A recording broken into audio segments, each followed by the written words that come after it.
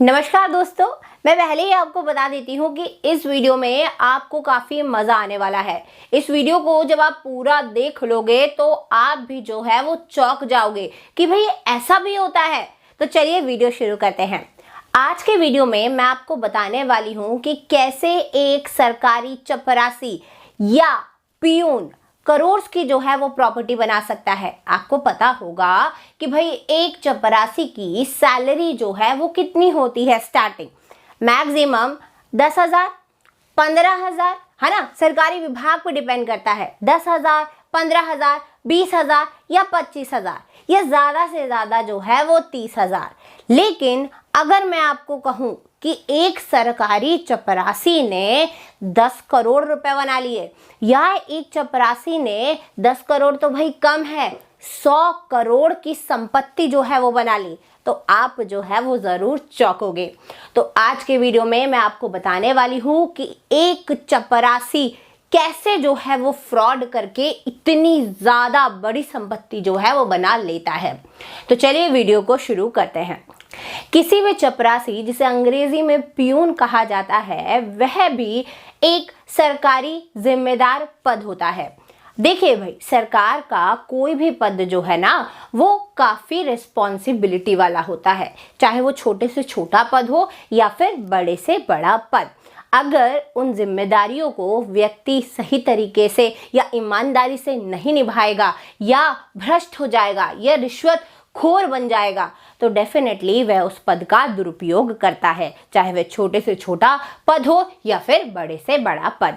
तो चपरासी के बारे में जैसे कि आज हम डिस्कस करने वाले हैं, तो ये जानना ज़रूरी है कि भाई सबसे पहले कि सब चपरासी जो है वो कार्य क्या करता है। तो सबसे पहले हम ये जानेंगे कि चपरासी कार्य क्या करता है, फिर मैं आपको बताऊंगी कि चपरासी कैसे इन कार्यों में फ्रॉड करता है और करोड़ों की संपत्ति जो है वो बना लेता है। तो सबसे पहला कार्य सरकारी चपरासी या पियून का क्या होता है? संदेश ले जाना, या फिर संदेश जो अधिकारी से मिल रहा है उसे दूसरे अधिकारी तक पहुंचाना। ठीक है, संदेश देने का जो है वो कार्य होता है। आपने देखा होगा सरकारी विभागों में, सरकारी ऑफिसेस में, वहां पर एक व्यक्ति सफेद कलर की ड्रेस में रहता है ना। वो क्या करता है? फाइलों को ले जाता है ना। आईएएस अधिकारी ने क्या, जैसे फॉर एग्जांपल अगर डीएम कार्यालय में ही है तो वो क्या करेगा? जैसे बाहर लोग बैठे हुए हैं, कोई अधिकारी उनसे मिलने आया, तो वो आईएएस अधिकारी की जो जानकारी है, जो संदेश आईएएस अधिकारी ने पहुंचाया है, वो क्या करेगा भाई? बाहर भी ले जाएगा कि भाई इतना टाइम जो है वो अभी आप बाद आइएगा, या फिर इतने टाइम बाद जो है वो सर आपसे मिलेंगे, या फिर जो अधिकारी मिलने आया है डीएम से, उसकी जानकारी जो है वो डीएम तक पहुंचाएगा। तो सीधी सीधी बात है कि पहला कार्य उसका होता है संदेश ले जाने का। दूसरा क्या होता है भाई? तो दूसरा होता है दस्तावेजों को व्यवस्थित करने का, फाइलों को एक रूम से दूसरे रूम तक पहुंचाने का ज़रूरत के अनुसार। ठीक है, तो दस्तावेजों को भी वो व्यवस्थित करके रखता है ना। जैसे कि फॉर एग्जांपल भाई फाइलें जो है वो बिखर गई, तो इसका कार्य क्या होगा? दस्तावेजों को अच्छे से रखना। इवन साफ सफाई का कार्य भी जो है वो ये दफ्तरों की यही देखता है। जैसे कि क्या करेगा भाई? सुबह आएगा, ऑफिस जो है वो खोलेगा, सही तरीके से सफाई हुई है या नहीं हुई है ये देखेगा, पूरे जो टेबल्स हैं उन्हें अच्छे से जो है वो रखेगा। तो इस प्रकार के कार्य। और क्या करेगा भाई? तो और जो है ये सहायक कार्य भी करता है। ठीक है, सहायक कार्य जैसे कि फॉर एग्जाम्पल कोई फाइल पे अधिकारी के हस्ताक्षर चाहिए, तो वहाँ पर जो है वो लेके जाएगा कि भाई सर प्लीज़ इस पे साइन जो है वो कर दीजिए, ये फाइल जो है वो इस विभाग से आई है, आप इस पर साइन कर दीजिए, या ये फाइल जो है वो ये अधिकारी लेकर आया है सर, आप इस पे साइन कर दीजिए, है ना। तो साइन करवाने के जो कार्य होते हैं सहायक कार्य, वह भी यही चपरासी जो है वो देखता है। तो अब आपने ये जान लिया कि एक चपरासी या पियून के जो है वो कार्य क्या होते हैं। अब मैं आपको बताऊंगी कि इन कार्यों में ये फ्रॉड जो है वो कैसे कर सकता है।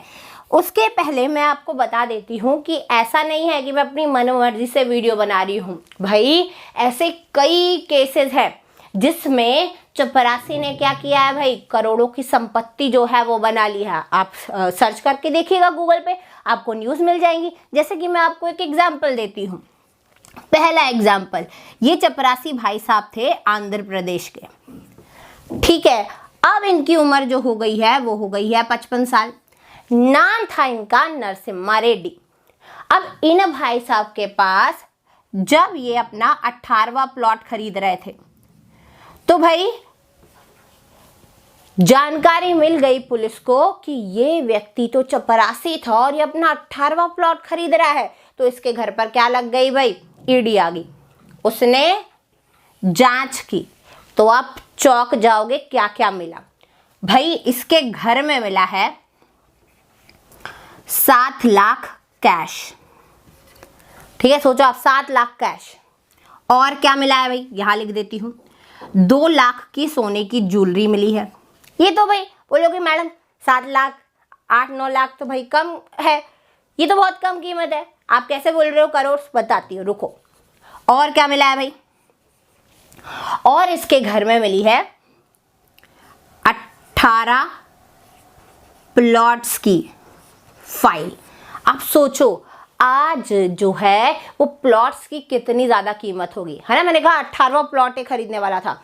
व्यक्ति को एक प्लॉट जब वो खरीदता है जहां पर उसका सपना होता है कि वो एक घर बनाएगा छोटा सा जहां पर वो रहेगा, उसी प्लॉट को खरीदने में उसकी पूरी जिंदगी जो है वो निकल जाती है। बड़ी मुश्किल से वो प्लॉट लेता है और फिर वो घर बनाता है ना। तो ये भाई साहब ने तो 18 प्लॉट जो है वो खरीद लिए थे। एक प्लॉट की कीमत अगर आप 30 लाख भी मान लो तो आप लगा लो भाई 18 × 30 लाख कितना हो गया, ठीक है। तो 18 प्लॉट्स जो थे वो उसके पास थे। और क्या था भाई इसके पास, तो 50 एकड़ जमीन है, ठीक है, 50 एकड़ जमीन। आप सोचो हमारे गांव में, जबकि हमारा गांव का एरिया तो थोड़ा सूखा एरिया है, ठीक है, तो वहां पर एकड़ जमीन का रेट चल रहा है 10 लाख रुपए। हमारे पास के गांव में जहां पर पानी वानी है, अच्छे पेड़ वगैरह लगे हुए हैं, वहां पर कीमत 20-20 लाख तक पहुंच जाती है 1 एकड़ जमीन की। तो इसके पास तो 50 एकड़ जमीन है। अगर हम 10 लाख का भी इंटू करोगे ना 50 एकड़ से, देख लो कितना बनता है, करोड़ में पहुंच जाओगे। तो 50 एकड़ क्या है भाई, इस भाई साहब के पास जमीन निकली। और क्या निकला इसके पास, तो भाई इसके पास 1 करोड़ की LIC पॉलिसी निकली है, ठीक है, 1 करोड़ की LIC पॉलिसी जो है वो इसके पास निकली है। बोलोगे और मैडम और क्या निकला भाई, तो मैं और आपको बताती हूँ भाई। और क्या मिला इसके पास, तो भाई इसका खुद का पेंट हाउस है जहां पर ये रह रहा था। और ये कितने वर्ग उसका है फीट का, 3300 का, 300 वर्ग फीट का। आप सोचो कितना बड़ा पेंट हाउस है, और वो भी 2 मंजिला, ठीक है। वही घर ही होगा 10 करोड़ का। 10 करोड़ तो कम हो गए भैया, आंध्र प्रदेश जैसे एरिया में हम मान लेते हैं 20 करोड़, ठीक है। बड़ा पेंट हाउस था, 2 मंजिला था, इतने बड़े वर्ग फीट एरिया में था। तो आप सोचो ये प्रॉपर्टी की पूरी कीमत 100 करोड़ नहीं हो गई, ये तो पुलिस ने पकड़ लिया।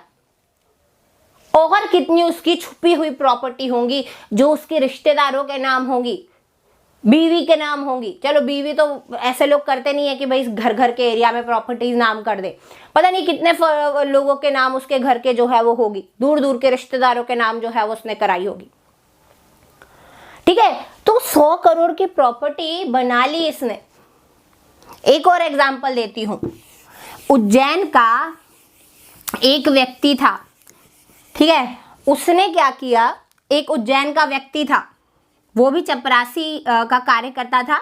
उसने डॉक्टर के साथ मिलकर जो है वो धांधली की, मनी लॉन्ड्रिंग केस में करोड़ जो है वो छाप लिए। एक और मामला बताती हूँ, भोपाल का, ठीक है, भोपाल का एक चपरासी था जिसने 10 करोड़ जमा कर लिए। 10 करोड़ की FD, आप सोचो क्या होती है, 5-5 करोड़ की 2 FD। कैसे घोटाला किया, बैंक में, बैंक का था ये चपरासी। इसने फर्जी FDs जो है वो फर्जी दस्तावेज बनवा कर अपने नाम करवा ली बैंक मैनेजर के साथ मिलकर। सोचो आप 10 करोड़ की FD, तो ये तो सामने आ गया मामला। इसने कितने फर्जीवाड़े जो है वो पहले किए होंगे और कितने करोड़ जो है वो कमा लिए होंगे, है ना। मैं हर वीडियो में आपको बताती हूँ, जब भी मैं इस प्रकार का वीडियो बनाती हूँ, कि भाई जो डेटा न्यूज में निकल कर आता है वो डेटा तो भाई कुछ होता ही नहीं है, 2-3% होता है। करोड़ की प्रॉपर्टी हो गई इनके पास, तो इतना पैसा जो है वो बना लेते हैं। तो अब मैं आपको बताती हूँ कि भाई कैसे ये लोग जो है वो फ्रॉड करते हैं, जिसके लिए आप ये वीडियो देख रहे हैं। देखो भाई, सीधी सी बात है, मैं आपको हमेशा बता रही हूँ कि अगर ऐसा नहीं है कि क्राइम जो है वो केवल सरकारी क्षेत्रों में हो रहा है, कि भ्रष्टाचार या रिश्वतखोरी केवल सरकारी क्षेत्रों में हो रही, नहीं, प्राइवेट सेक्टर्स में भी जो है ये चल रहा है। ठीक है, विभिन्न क्षेत्रों में अलग अलग तरीके के अपराध हो रहे हैं। तो चलिए अब मैं आपको बताती हूँ। तो देखो कैसे करेगा, जैसे कि मैंने आपको कार्य बता दिया, ठीक है। अब ये क्या करेगा, तो ये जो है, जैसे मैंने आपको बताया, संदेश ले जाने का ये कार्य करता है। अब ये क्या कर सकता है, गलत जानकारी दे सकता है। और अब आप सोचो कि सरकारी क्षेत्रों में एक जानकारी की कीमत कितनी ज़्यादा होती है। जैसे फॉर एग्जाम्पल एक ठेकेदार से बात जो है वो चल रही है, ओके, और ये जो चपरासी है ना, ये एक अधिकारी का काफ़ी यकीन वाला व्यक्ति है कि भाई वो जो अधिकारी है इस चपरासी पे काफ़ी यकीन करता है। तो भाई अधिकारी तो जो है डीएम वगैरह तो काफ़ी बिजी रहते हैं, तो उसने क्या किया, चपरासी को बोल दिया कि जो भी ठेकेदार बोल रहा है आप क्या करो, मुझे जानकारी दे दो। अगर यहाँ पर कहीं से भी ठेकेदार की गलत जानकारी अधिकारी तक, इस IAS अधिकारी तक चपरासी ने पहुंचाई और उस गलत जानकारी से फर्जी फाइल पर साइन जो है वो ले लिए, तो आप सोचो क्या हो सकता है। ठीक है, तो पहली बात तो गलत जानकारी दे सकता है ये, साथ ही साथ फर्जी फाइलों पर ये सिग्नेचर भी ले सकता है। अगर ये व्यक्ति पर वो अधिकारी जो है जिसके पास इतनी शक्तियां हैं कि उसके हस्ताक्षर कुछ भी कर सकते हैं, सड़क परियोजनाओं में जो विभिन्न सरकारी परियोजनाएं हैं वहां पर, तो वो जो हस्ताक्षर इसने लिए हैं उस फर्जी फाइल पर, तो ये क्या कर सकता है भाई, उसका दुरुपयोग कर सकता है। और क्या कर सकता है, तो मैंने आपको बताया, पहला ये गलत जानकारी देगा, दूसरा फर्जी फाइलों पर क्या करेगा भाई, हस्ताक्षर करवा सकता है। इवन किसी के कहने पर ये फाइल्स भी जो है वो गायब कर सकता है। अब बताइए नहीं कर सकता क्या? जैसे मैंने शुरुआत में आपको बताया था कि इसके जो कार्य होते हैं ना मेन, वो साफ सफाई का होता है। अधिकारी लोग चले गए, साफ सफाई जो है वो पूरे ऑफिस की करेगा। अगर इसने क्या किया, किसी ने पैसे इसको दिए, ठीक है, ठेकेदार ने या फिर कोई बड़ा बिजनेसमैन है, उसने, उसकी फाइल अंदर जा रही है और उसको बस क्या चाहिए भाई, लाइसेंस पर, या भी आपको मामला पता है ना, जम्मू में हुआ था एक IAS अधिकारी फर्जी बंदूक लाइसेंस में जो है वो उसने, अभी धोखाधड़ी का मामला जो है वो भ्रष्टाचार का चल रहा है। तो कहने का मतलब ये है, अब इसने क्या किया भाई, किसी बड़े बिजनेसमैन की फाइल है जिस पर अधिकारी साइन नहीं कर रहा है। अब चूंकि अधिकारी चपरासी पर यकीन करता है, बिजनेसमैन ने इसको पटा लिया, अब ये क्या करेगा, इस चपरासी के जरिए अंदर फाइल पहुंचाएगा। IAS अधिकारी तो रोज के कितने साइन कर रहे हैं, ये क्या करेगा भाई, बीच में फाइल रख देगा, सर इस पे साइन कर दीजिए, सर अब इस पे साइन कर दीजिए, सर इस फाइल पे साइन कर दीजिए। बेचारा व्यक्ति जो है वो साइन करने लगा, है ना। हो सकता है कि नहीं हो सकता, आप बताइए। अब ये बात दूसरी है कि IAS अधिकारी जो है वो अगर देख के साइन करते हैं तो पकड़े जाएगा, और अगर उसको पता है कि भाई इसी तरीके से सर जो है मुझ पे यकीन कर रहे हैं, तो वो क्या करेगा, दुरुपयोग कर लेगा। ठीक है, तो इस तरीके से ये फर्जी फाइल्स पर जो है, फर्जी दस्तावेजों पे जो है वो क्या कर सकता है, हस्ताक्षर जो है वो करवा सकता है।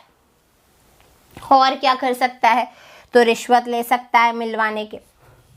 कई बार होता क्या है भाई कि कोई व्यक्ति के पास टाइम नहीं होता, बड़ा बिजनेसमैन है, उसको किसी अधिकारी से मिलना है, पर अधिकारी के पास टाइम नहीं है, तो वो बिजनेसमैन क्या बोलेगा कि भाई ये जो इतनी लाइन लगी हुई है ना, तू बस मुझसे 10,000 रुपये ले ले और मुझे जल्दी मिलवा दे क्योंकि मेरा बहुत घाटा हो रहा है।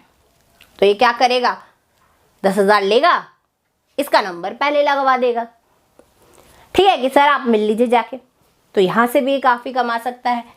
ठीक है, तो कहने का मतलब बस इतना सा है कि एक चपरासी भी जो है वो अगर गलत तरीके से रिश्वत लेकर अगर अपनी शक्ति का दुरुपयोग करता है, या ऐसा कहना चाहिए अपनी जिम्मेदारी को नहीं निभाता है, रिश्वत लेता है, तो वो भी जो है वो करोड़ छाप सकता है। लेकिन मैं आपको फिर से बता देना चाहती हूँ कि ये एक क्राइम है, ये केवल एक एजुकेशनल वीडियो है, एक एजुकेशनल कंटेंट है, इसकी जानकारी आपको जितना भी मैंने आपको एग्जाम्पल दिया है ये आपको न्यूज़ में मिल जाएगी। तो ये केवल एजुकेशनल पर्पस से जो है वो बनाया गया है। आपको पता होगा यूपीएससी के एथिक्स पेपर में इस प्रकार के सवाल जो है वो कई बार पूछे जा सकते हैं। विभिन्न एग्जाम होते हैं जहां पर सिचुएशन को देखकर आंसर देने पड़ते हैं, वहां पर भी आपके काम आएगा। तो बस वीडियो में इतना ही था। अगर आपको किसी टॉपिक पर चाहिए कि मैडम आप इस टॉपिक पर जो है वो वीडियो बनाओ, तो आप कमेंट बॉक्स में ज़रूर लिखिए, मैं उस पर वीडियो जो है वो बना दूंगी। और एक चीज़ और, भाई अपनी राय ज़रूर दिया करो वीडियो में, ठीक है? वीडियो पर अपनी राय ज़रूर दिया करो कमेंट सेक्शन में। मैं हर एक बच्चे का कमेंट जो है वो पढ़ती हूँ, तो ये जानने में मुझे खुशी होती है कि आपकी राय जो है वो क्या है। तो बस इतना ही था वीडियो में, मिलते हैं नेक्स्ट वीडियो में। Thank you so much.